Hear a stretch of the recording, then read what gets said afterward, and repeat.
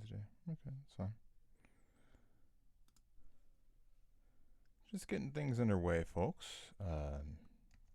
Getting ourselves all set up for our session here. Hope you're doing well. Doing well. Um, it's been an interesting weekend here. A lot of new material. I think I've pushed out maybe 5 new exercises this weekend. So so it's always fun when I get a chance to really dig in on some new material. Um, this morning's this morning's a little light, to be completely honest with you. Um, we've we've really only had a few submissions. Um, some of those, we're going through a period right now where some of the submissions are things that, like Luigi's had some stuff that he submitted, but it's really heavily focused on material that I can respond to in just directly in the program journal. So that's one of the reasons why it's been kind of light. It's not that it's not that submissions are light. It's just that things that really lend themselves well for feedback loop where we're at. Those things are light. Um, I was going to show you this morning. And again, I'm waiting for Couchbot to fire. I was going to show you something that Katie was working on, and I share this because everybody going through the program, in some way, shape, or form, you're working on prototypes, and there's some interesting things that Katie's been up to. This is kind of similar. Eve had Eve really did some interesting things with her prototype. Katie's doing some interesting things with her prototype. Things that I think lend themselves to a little bit of self-driving for testing. And let's see here. Looks like we're officially streaming, so that's great. Looks like we also crossed over 12,000 views over the weekend, so that's fun. Thank you for that, ladies and gentlemen.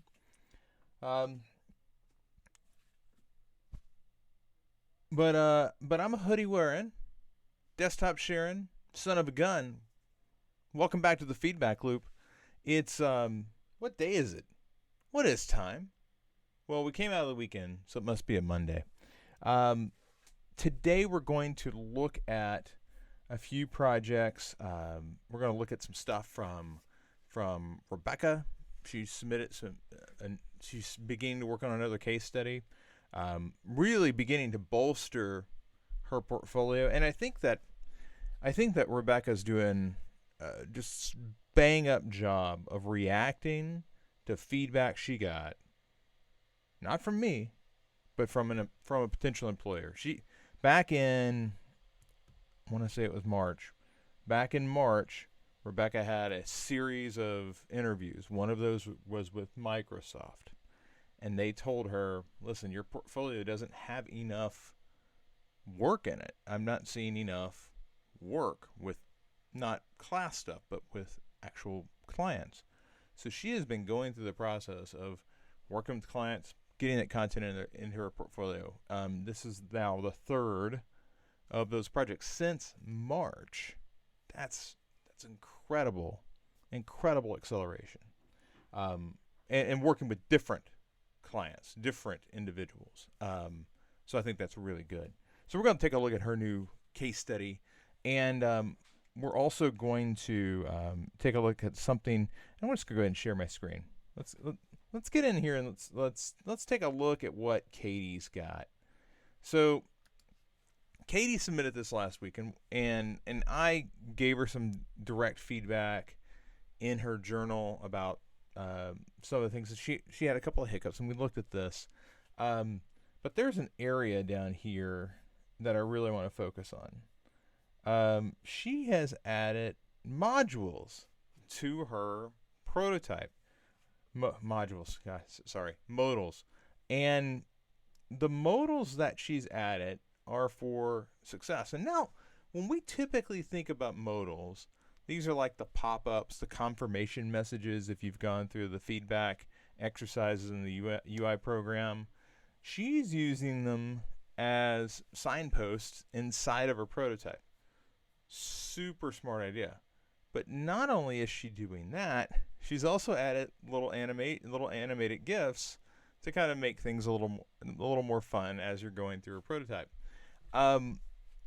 This is a super smart way to build a relatively self-guided prototype. I'll show you what I mean. Let's just actually go in and walk through one of our prototypes or one of our user flows. Right now, Katie is testing this with users, and while from a visual design perspective, there's much to work on. The fact of the matter is she's focused on functional right now, and that's good. So we're going to go to the menu, and one of her things was, can you customize a meal? So I'm gonna select the steak bowl.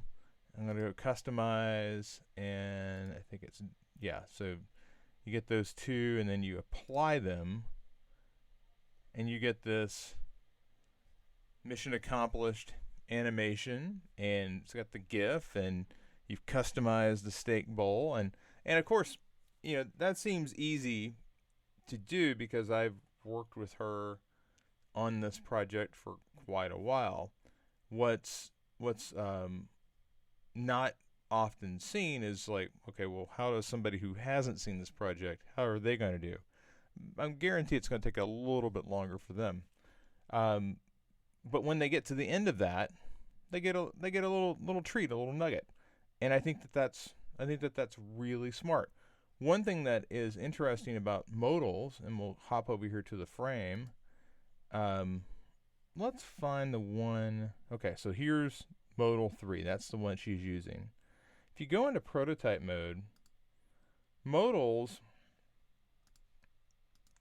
are pretty much dictated by dragging, and you have this interaction. You can say that I want this to, you know, go to this specific modal, and I'm looking for, yeah, here it is. You could navigate to it, okay?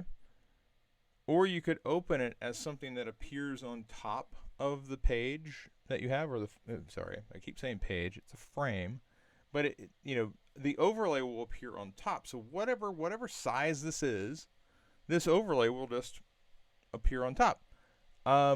This is just a really smart way to do it. Another thing I like with this is you can change the way where this sets up. It can be in the top left. It can be on the bottom. You can add a background behind the overlay, and this background is basically going to mimic as if the focus has gone directly on the overlay. Now that we've added that, it should just update, and you can see that focus is now there. If we adjust this to be a little heavier, if I say, let's say 60%, now we come back, you can see how that's, it's easier to see now how that's been adjusted. So modals are something I would really encourage you to include, obviously, in your designs. They are a functional component of design. They have their place. Okay, you don't want a bunch. This is essentially a pop-up, so you don't want pop-ups happening throughout your design work in inappropriate or annoying ways. But here, I really think this messaging that confirms for the, this is about confirmation. You did a good job. Yay! Here's what you can do next. That lowers the need for you to guide the user verbally through the session. It allows them to kind of explore. So, and you go start here, and you move on. I really think this is a smart thing she's done, and I wanted to share it with you. I also want to take that background off, as that is not part of her design. But I'm gonna close that. Looks like we got a submission that came through. So hold please. No, Lisa. I just was talking about Lisa. Lisa's working on Project Orion, doing contact tracing. So let's come over and take a peek.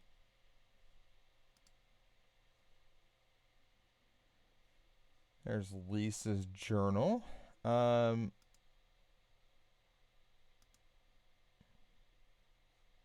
want to check something real fast. Okay.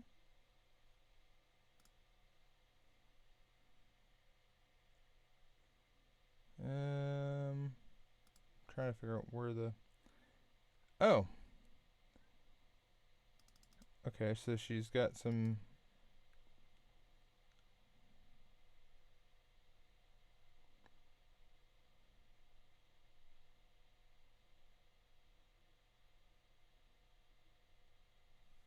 Okay. So Lisa's Lisa's working on. She did a UX audit, which I worked with her through that. She's gonna take. So you want to take the lead on the mock-ups. Okay, so you don't have mock-ups yet. I was not completely certain where that was at. Let's take a look at some of the concepts that you came up with for this for the logo. And good job, by the way. I'm very, very happy to see you taking things into Google Docs and Google Slides and things that are shareable. Lisa and I had a conversation last week about getting on the same page with any team that you're working with, using tools that they're using. You can't be the only person out there using Microsoft Word or whatever, when the rest of the team is all on a different platform. So that's one of the things that I think it's really easy to just assume that you're on the right page, and unless you stop and look to the right and left. And also, I will say that's partly on the people that are running the show. They need to be communicating with communicating with the people that are being onboarded, so that everybody gets up to speed. I do like the fact that you've taken the time to really present the options in a way this is really clean. This is the type of work that I would want to see going in to talk with the client. So here's Orion, human powered contact tracing. That is a really nice. I like the star motif. You get that it's a star, but you also see a face. This is the star motif, but with an eye.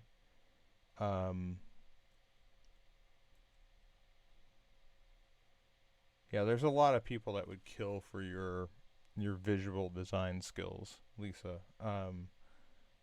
This one it looks like two people kind of reaching out. Again, the star motif, just with less of a human focus here. Lots of little people. This is more the traditional feeling of a contact trace. I like the color. It's interesting. I think that you could actually cue it more to the information, like the color of the word mark here, and have it radiating out to other colors as if everything is contact traced back to the word mark. Also, the spacing, like between the I and the O on this one is buggy. So I like the range that you're showing here. for some reason, this one begins to feel like Ryan. Um, it's a little easier to see when the colors aren't, like the color differentiation here helps you see the people, but it obscures the O a bit. Um, I wonder if it would do that if it was flipped. Like, would this be a little easier to see if the bottom edge was the dark blue instead of the top? It might connect it to the rest of it a little better. Um,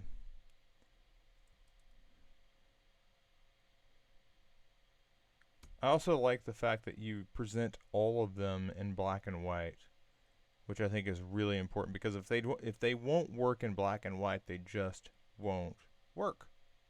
So I like that as well. Ultimately, it's going to come down to what your team likes as a whole, but I think you've really given them a lot of good options. I would just make a slight tweak here, and I'd probably come back and try this. Like here, it works great. I'd flip this color combination around to see if it comes together a little easier. But yeah, overall, I think these are pretty good. So I can't wait to see the mock-ups. I think you're clearly taking more of a visual design lead on this. I mean, when you jump in, you're picking up the logo that pretty much cements you in that role. I think this is something that it's helpful, honestly, for your portfolio of work, because you have the ability to say, I was trading off with the designer. I was trading off with another designer. I did a UX audit while they began wireframing. So while they were wireframing, I started working on more of the visual components of it, and it shows that you can kind of trade off, like divide tasks, divide and conquer. I do think that you'll probably need assistance to, if the project's going to move at the right speed. It's probably going to be one of these situations where you should collaborate with. I think it's Jordan, who is on the team with you. You should collaborate with her to kind of divvy up the design tasks. So you might take the home page. She might work on the dashboard. You might do it the other way. So she might work on some of the secondary pages, like the FAQ, or if there's any sort of onboarding flow. I think that those things are going to need to be done anyway, and the whole thing doesn't need to be something you pick up by yourself. Because I do think it's important that you take this opportunity to show your ability to collaborate, so that it gets into you can talk about, I worked as a team with this small group, and here's what we produced. But I think you're off to a great start here. I think you have something where you can say I did some UX work, did some logo work for a COVID project. It's solid. So good job there, Lisa. And again, I can't say this enough. If more people, instead of presenting like, here's my sketches for my logo and all that, I'd much rather just see the deck. I mean, the deck this is quality stuff. This is what I want to see as a client. As a client, show me this. I think that we don't do enough of presenting our work. Let's just be honest with you. And I think the presentation of your findings, the presentation of your work, it's something I'm really hammering in the new UX material. You got to present your findings to a client. You got to present your visual design to a client. It isn't this, I've got this thing, I'm going to kind of shovel it over a wall. Okay? So I think you're doing great there. Good job on syncing up with them, and then putting things into a form where they can collaborate with you. So all good there. Let's take off over to um, yes, here we go, Rebecca. So, and I'm gonna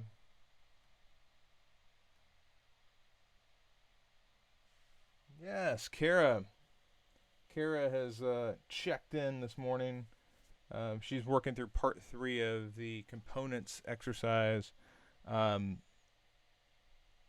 you know, part of getting up to speed with all this stuff is just realizing that different industries exist within UX and UI design is applied in different ways to different industries. Sometimes it's more of a marketing bent. Sometimes it's more of an editorial bent. Sometimes it's less about communication and more about function. And we're gonna gather information. We're gonna present options back to you.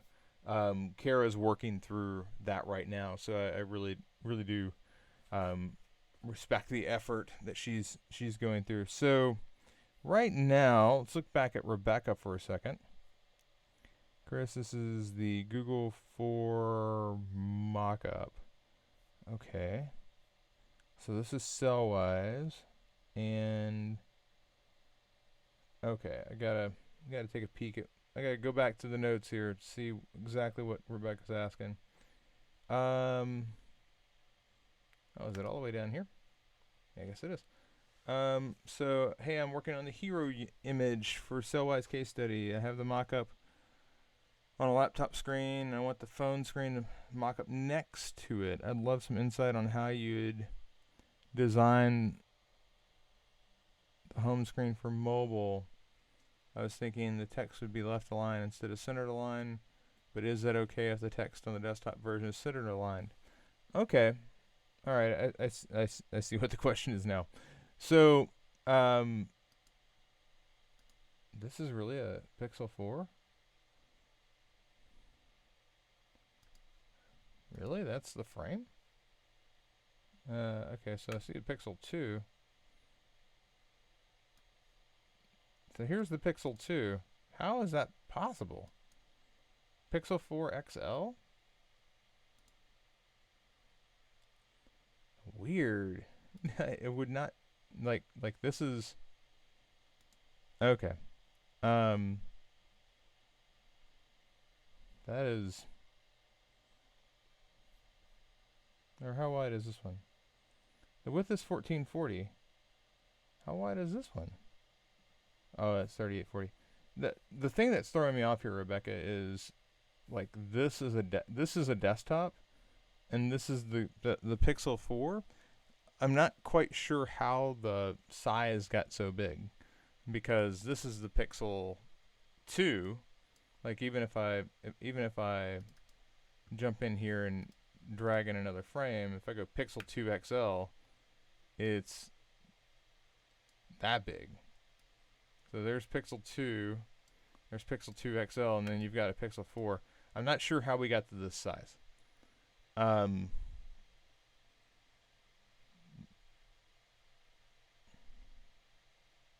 Yeah, but you're mostly focused on, okay, can I have the, if the text here is centered, can I have it to the left? And the answer there is of course. When you're when you're going through and writing media queries for this, you can change the design as needed to really reflect whatever needs you have, and I don't think that left aligned is ever off the table. So I'm just going to kind of come through, and I am still getting used to my. It's weird. I have a new setup here where my laptop is up top, but I've got a new handy dandy keyboard. This is not a boombox, by the way. It's a keyboard. Although I can wear it like a boombox, like it's some like artifact.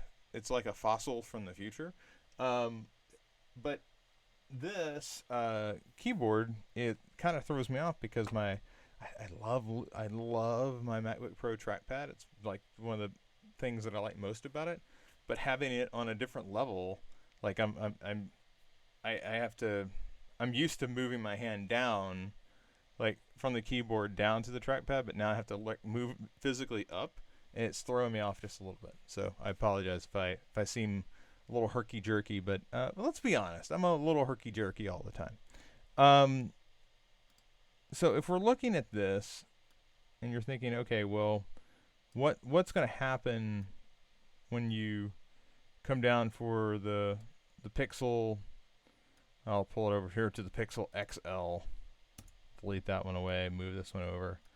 A couple of things should happen. One, your content needs to probably come down in size. So roughly somewhere around 25%. So I'm going to make this 48, and then I'm going to make it left aligned, and I'm going to copy this text as well. Bring it in. This text, I always typically bring the size of my H1s and those down substantially. Here, this is 20. It's really not it's not a requirement to bring that one down. So I think that you could do that. I do think that you probably need to go up at least a little bit. Not 95, Chris. How about 95%? Yeah. So essentially, that's how I would handle the text for this. If you want it to accentuate it a bit more to the left, you could always change this measure. I wouldn't do that, but you could always like weight it to the left if you want it to, and say, okay, well, and if I was writing this in CSS, I'd say, okay, well, on a mobile screen, the width is like 60% for the intro, something like that. But this is kind of how I would structure it, and even if it was centered, I'd probably still orient it roughly the same way. I don't necessarily want this going edge to edge, and I don't even really like reading this much text centered on a smaller screen, and it's because the smaller screen accentuates length. Okay, like it heightens the length of it, and centered just doesn't feel great on a tall screen. I think you can do this. You can go centered if you want, but I think you're much better off shifting it, especially if the rest of the text is going to be off to the left anyway. And it's completely fine to have it different than your desktop. I think that, again, the content I want that to stay the same. I don't want you to change the content, but how you orient things, I think that's completely up for moving around. Yeah. All right. Well, it looks like we've gotten to the end of the loop. I am going to check back in though, because Rebecca, I know that we have a call later. Lisa, you just set up a call as well, so I'm excited about that. Looks like there's some messaging animation happening as well. Yeah, this is the case study. We've kind of talked about that. So yeah, I think we're at the end of it. So Rebecca, if you have questions, I know we'll be meeting here in a couple of hours. Lisa, I'm super excited to get a peek at that case study. Not case study, sorry. Super excited to get a peek at the mock-up that I know you'll be working on. I think the logos are just fantastic. But we already know that you know how to do that, all right? What we need now is we need more interface design, and that's where the mock-ups, and also that's where the collaboration with Jordan, I think, is going to bear fruit. So good job being being the team player there, doing the UX audit, working on the logo. I think things are beginning to move ahead. And yes, I'm like you. I definitely want to spend time focused on your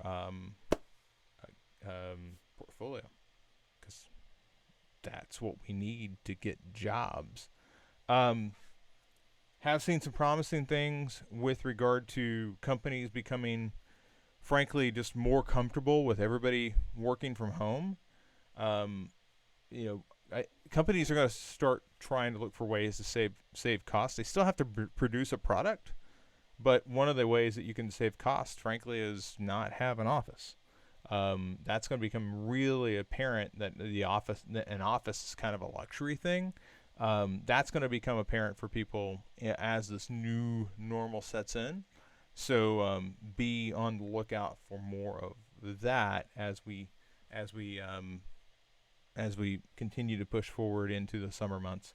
But that means that hiring may, lack of an office, but hiring remotely goes up, and then everybody wins because there's more remote jobs, which means that you can be in Miami and working in San Francisco, or you can be in Israel working in Charlotte or New York. You see where this goes.